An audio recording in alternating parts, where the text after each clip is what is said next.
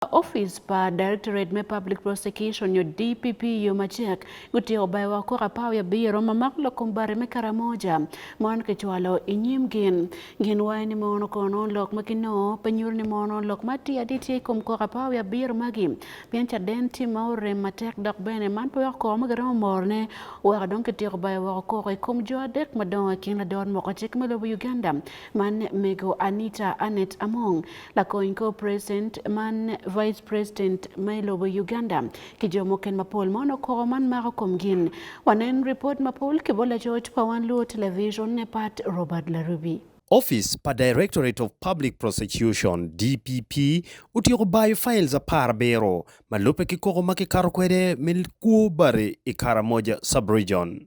Ilok kilocho angeya geno wache pegeno lok matieti onyo lanyut manyor ni bariman ke kwala da wego jinko file magen gitika tijiye.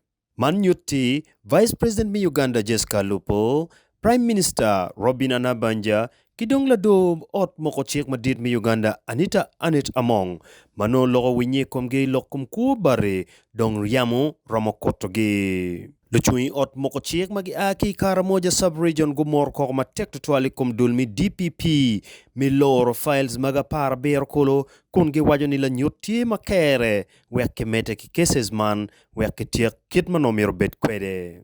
We would like to underscore the impunity with which those that were in charge of the Karamoja ministry in the office of the Prime Minister and all their cohorts decided knowingly, I want to underscore that word, knowingly.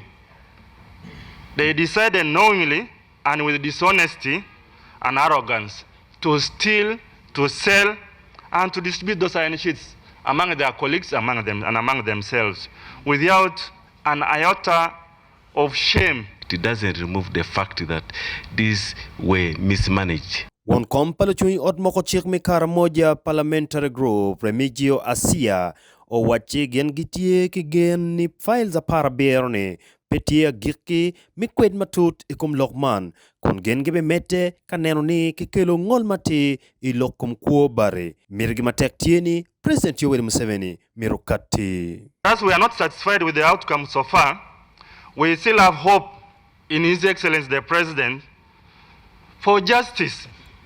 Those that directly carried out this subversive activity ought to pay for this politically, as he promised the country. They ought to pay for what they did. Geno kwero mete kitich ki ministers ario mi karamoja affairs kon gen ge wajone jo ario ni mirwek office chot ka Kwed no teka waranyim ento pikumeno gen go mete kitich kon kachungi matiati pekingeyo. The people of Karamoja are not comfortable, and we have totally lost confidence in the Minister of Karamoja Affairs. We are not ready to work for them. Geno wache gibe meta nyim miche Public Opinion Court kun gingea ti ni DPP petie ki kermati mi kwedo logman. That evidence might not be sufficient. I leave it to us now, the court of public opinion. I think you know better what to do when a case of this kind happens. Mirigi matek tieni bari makikwalo kibene dong chiene makino ikum bariman miru kidwak chien kinen kit makikonyo kwede kiluak mi karamoja. How we can get the cash that has been deposited in the treasury?